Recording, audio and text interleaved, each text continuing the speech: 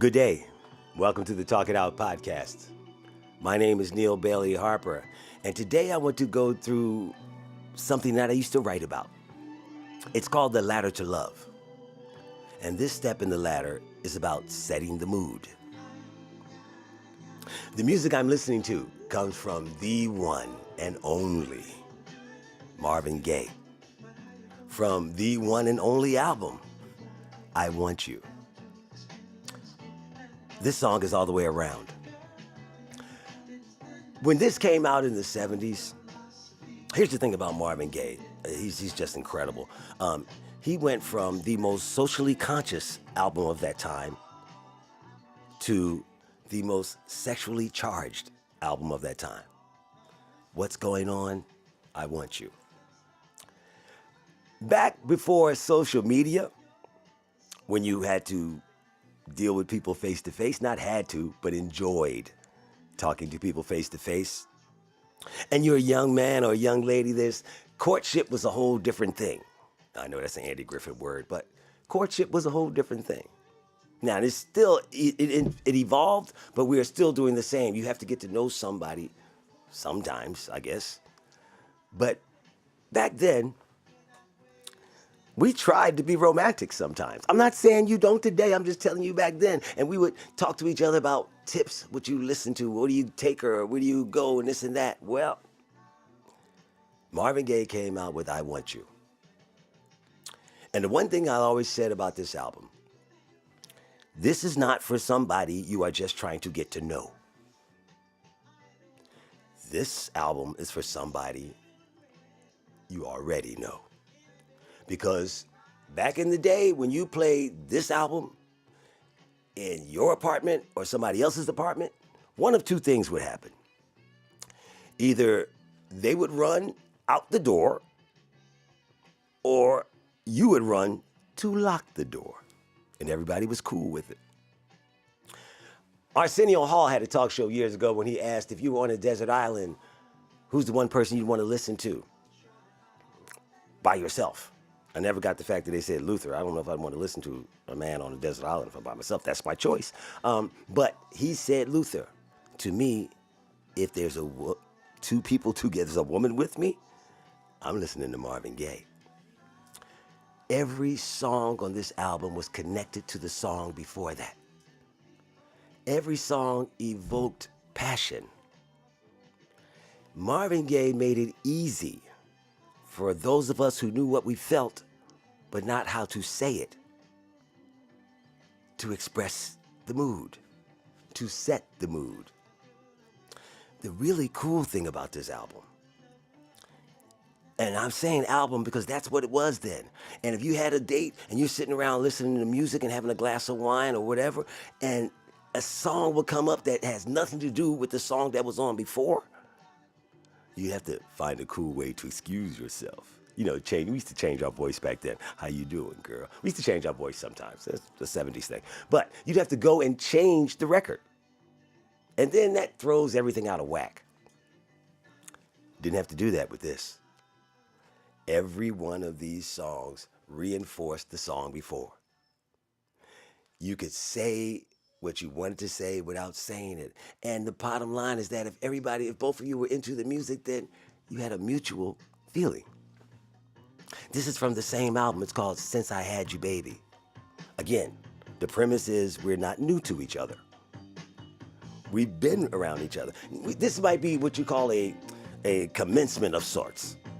You know, okay, I choose you. You're the one I want to be with. Well, we were all single, so most of the time. Or, you know, you evolved into that stuff too. But this song, you know, the other thing I always remember about Marvin Gaye, he had a brilliant music career. And he went through things in life like a lot of us do, like all of us do. Some too more extreme than others. But I always wondered if anybody really appreciated. As a musician, I think we understand, and a lot of other people do too, but as a musician, it's a little different thing, where he had to go inside himself to come up with this.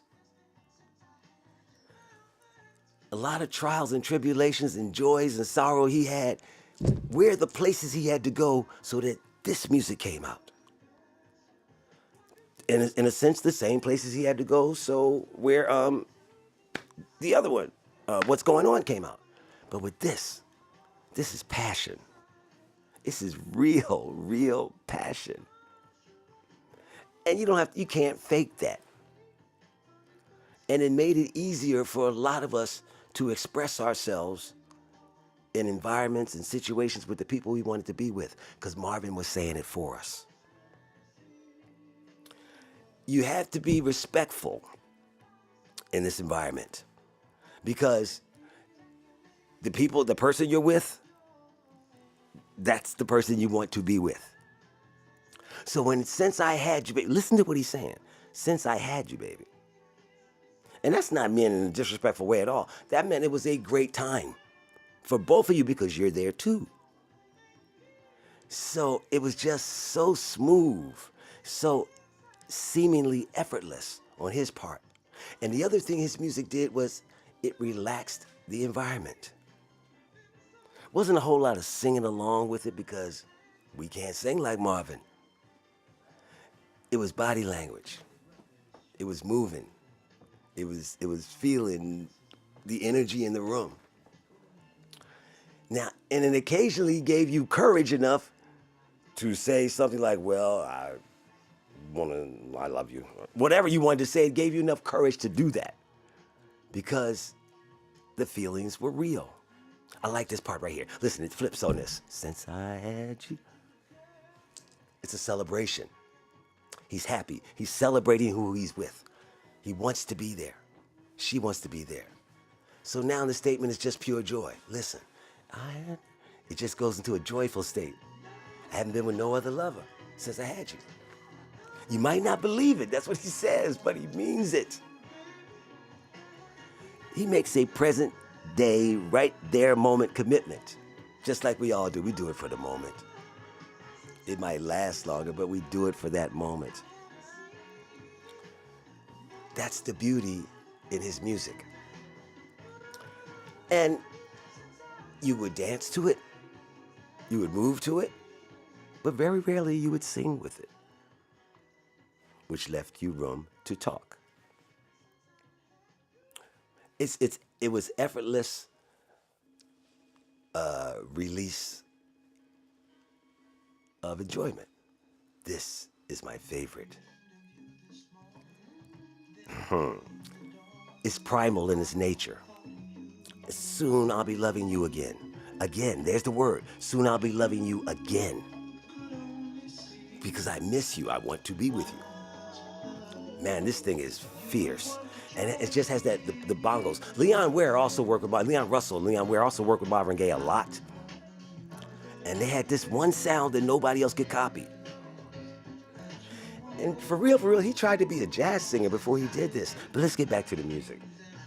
When you got to this one, and this was the last song on the A side of the album. After 5 continuous, nice, smooth grooves, it just kept the feelings going. It got to the point where you might not even remember, not that you might be going into a lewd state, or you just might not remember that it was on. But you knew it was on. So you felt it as much as you heard it. It was just, you didn't pull Marvin Gaye out, like I said, for somebody you wanted to try to know. Marvin Gaye was for a celebration, a connection. Connections don't last forever, but it was for a connection. It was for a peaceful place that you enjoyed being. And it carries over still to this day for me. And I challenge you, if you haven't listened to it, the whole album, listen. There's nothing to lose by it. The other cool thing about it was that about albums at that time was the album cover. You see, CDs are very cool and they're practical and all of that, but the album covers, you almost ended up framing some of them because of the artwork. Ernie Barnes, the great artist from Durham, North Carolina, who you saw his pictures on Good Times, I think, and maybe on A Different World. But that's the album cover. Listen to this. Listen to Marvin. If you're with who you want to be with and you're chilling, you could be watching TV or you could be listening to this. Marvin Gaye. Set the mood. Have a good day, everybody. Just listen.